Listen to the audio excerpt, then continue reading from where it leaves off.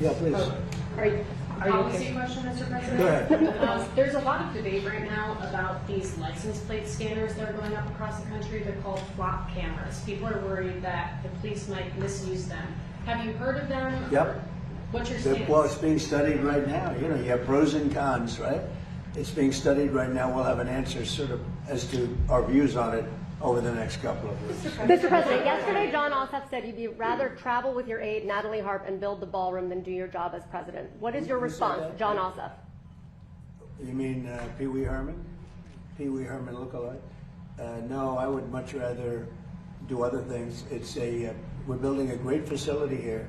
We're fixing a White House that hasn't been taken care of. You can look at this. This room was a disgraceful situation, the Oval Office, and it was let go. The whole building, the White House, was let go.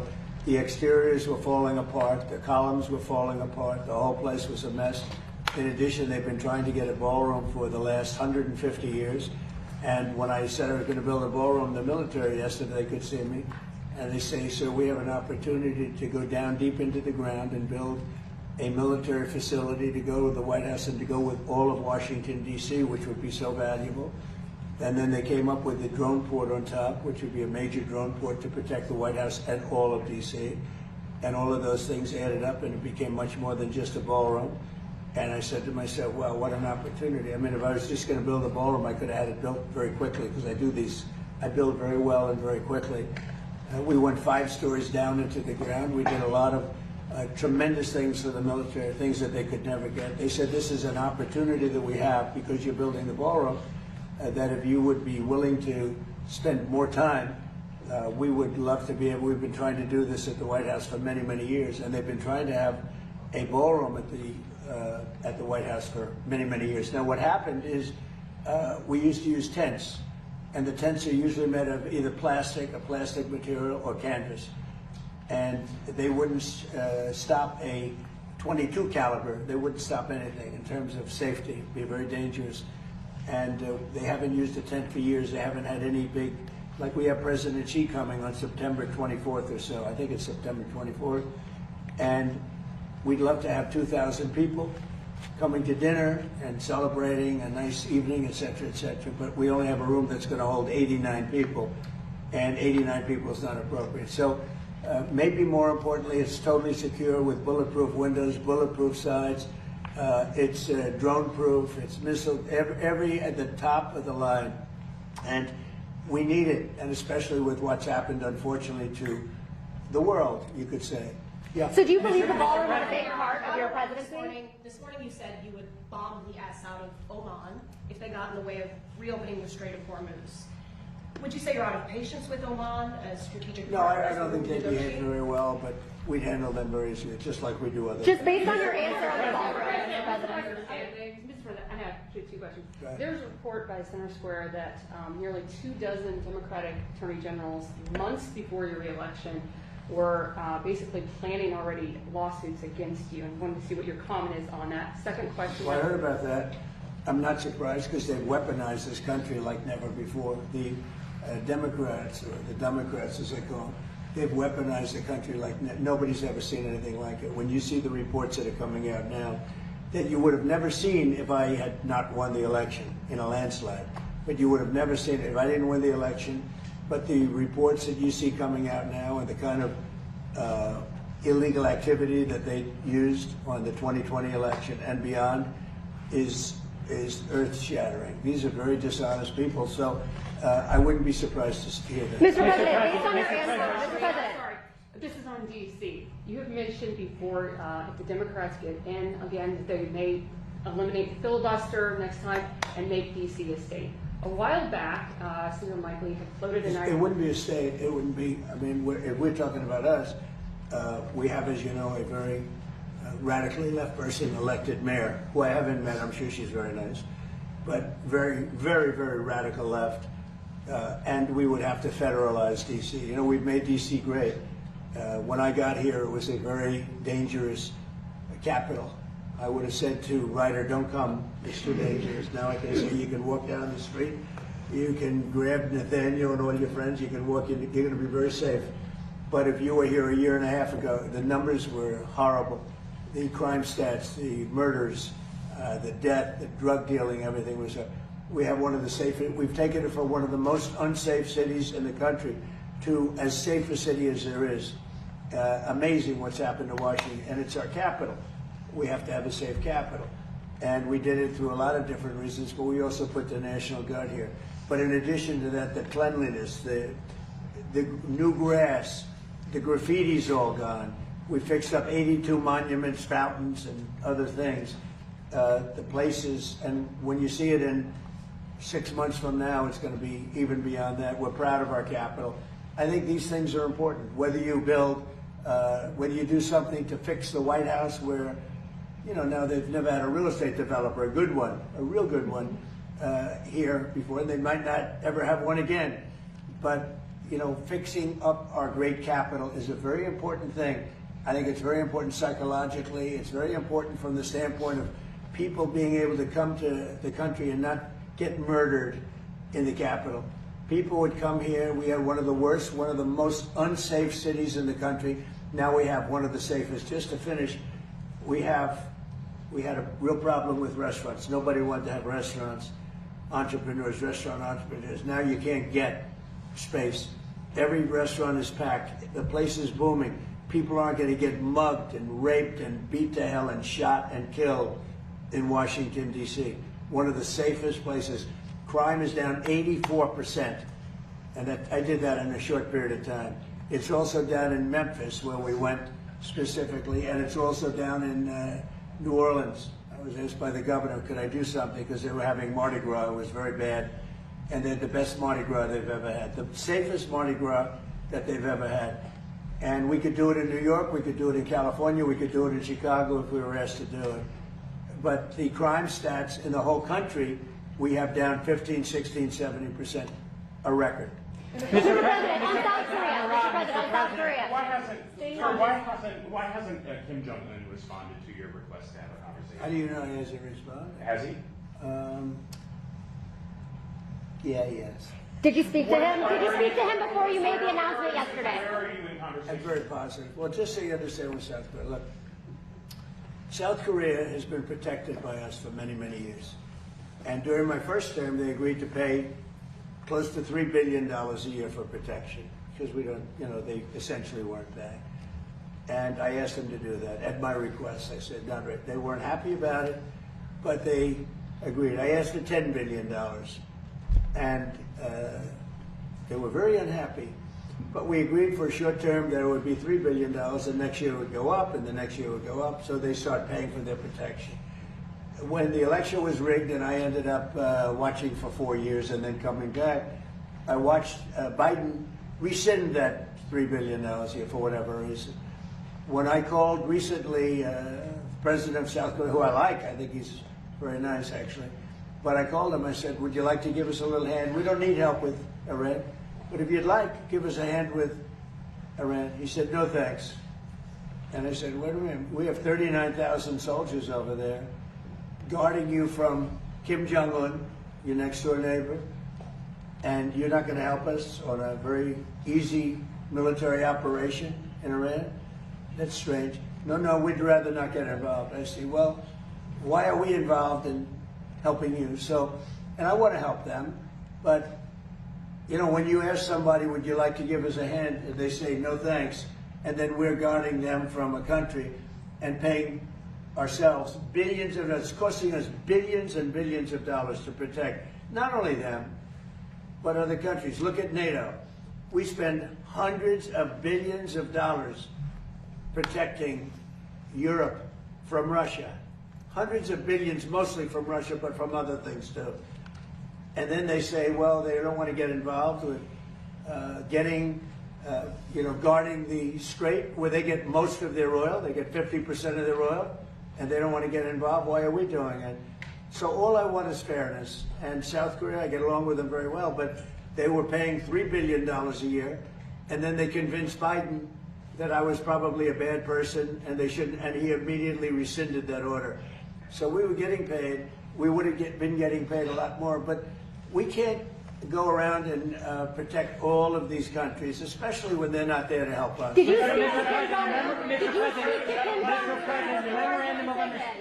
expiration of the memorandum of understanding, are you any closer today to reaching a final deal to end Iran's nuclear program? Well, they than want you to were make a 60 deal, days but they're ago? not going to make the kind of a deal that I feel is necessary. Look, we're in there for one reason. Iran cannot have a nuclear weapon.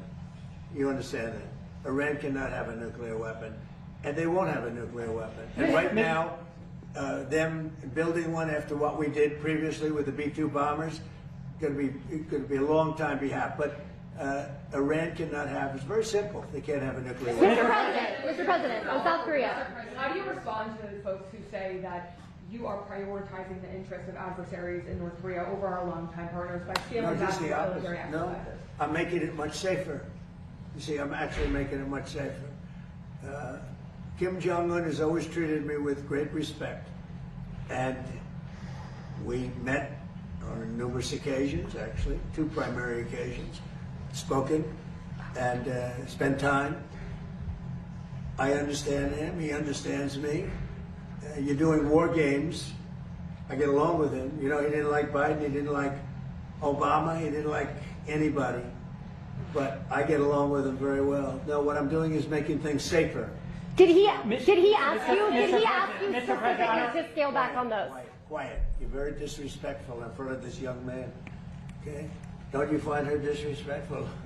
He understands. Quiet. Who are you with? I'm with CNN. Fake news.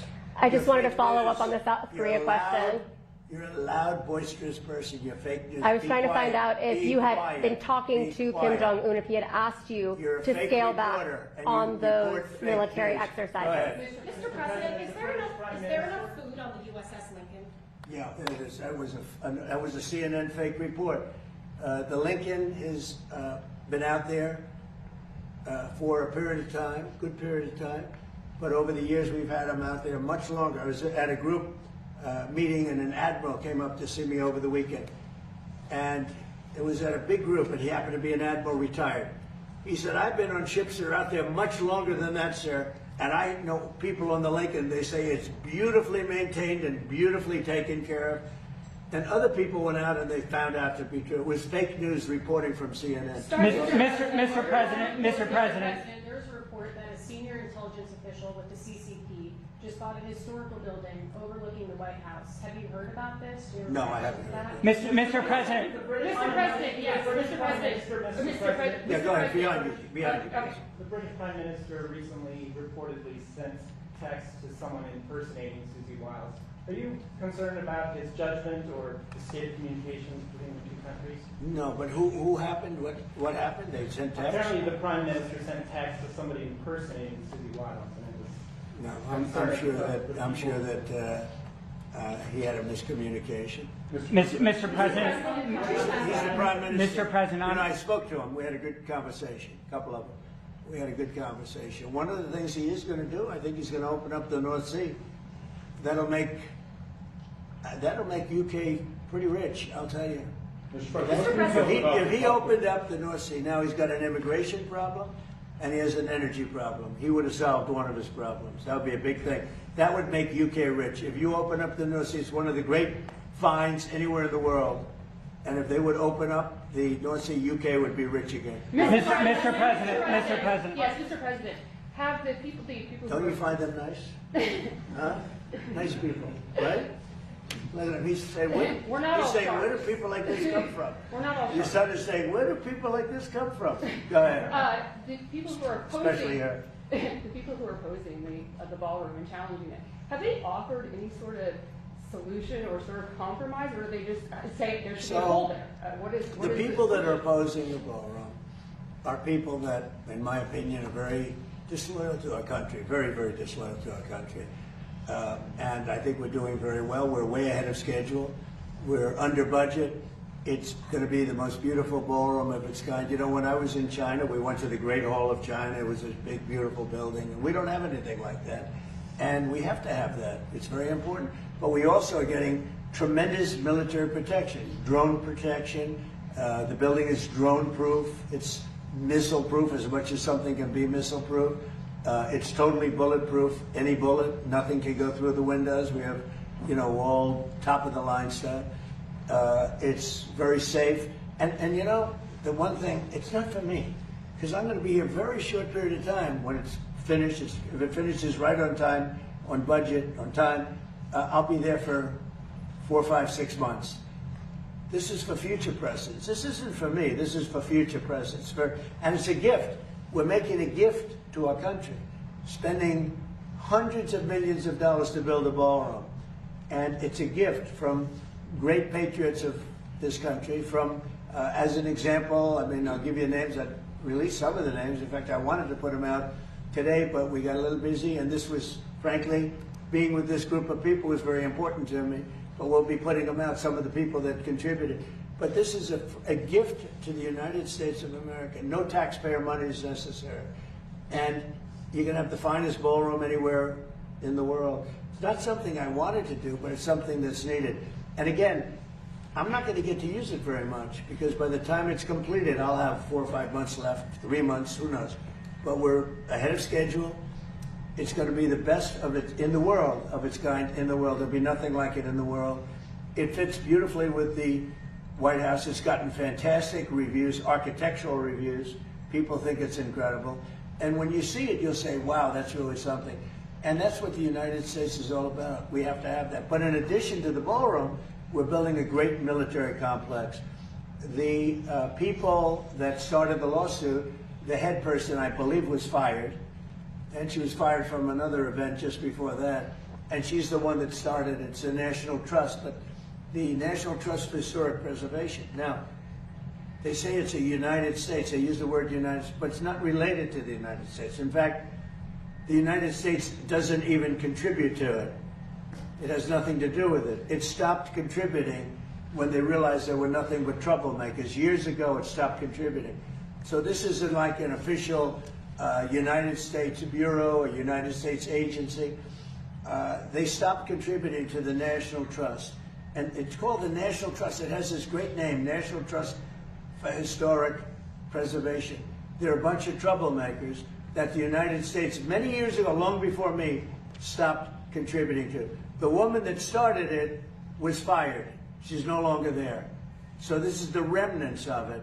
And the bottom line is they're trying to stop something, and they won't be successful, but they're trying to stop something that's almost completed. When they brought a suit, why didn't they bring the suit a year before? Why did they bring the suit in the middle of construction when $400 million almost is spent on its construction? Why wouldn't they have started the suit a year early? Everybody knew it was going to be. It was no secret. Everybody knew that it was taking place. So they should have done that. But the National Trust is very disloyal to the country because they reveal things. You know, I said the problem with the suit, I told them this, is that we have many military things in this ballroom. And ideally, they shouldn't be revealed. But now they are revealed, so the world knows about it. That's okay. They shouldn't have done it. They're very disloyal. But I think we're doing really well. We're way ahead of schedule. And many presidents are going to use it for many years to come. The country will have one of the greatest gifts it's ever received. Mr. President, on the ballroom. Last week you said that you would soon declare the Strait of Hormuz to be a territory of the United States. Could you elaborate? Well, I just think it's a great idea. Yeah, I mean, we control it. We control it with the blockade. We have a blockade. We control it with the blockade. And I like the idea of declaring it a territory. Why might you do that? We have total control over the strait. Now, they can be a nuisance. They can put a mine in the water, and people don't like having mines hit their billion-dollar ships, you know, et cetera. But the blockade has been very effective. And, you know, we're taking out, and now maybe that will stop, or maybe it'll open up even further, but we're taking out millions of barrels of oil a week. If you look at the kind of numbers that we're doing, the strait is open, and the oil prices are coming down, and they will continue to come down unless we decide to do something far more drastic than we're doing. Iran is in big trouble. They have 300% inflation. The country's a mess, and the military is totally defeated. Thank you very much. Mr. President, are you seeking an extension to the MOU? Thank you. Mr. President, are you seeking an extension on the MOU? On your press secretary. Thank you so much, guys.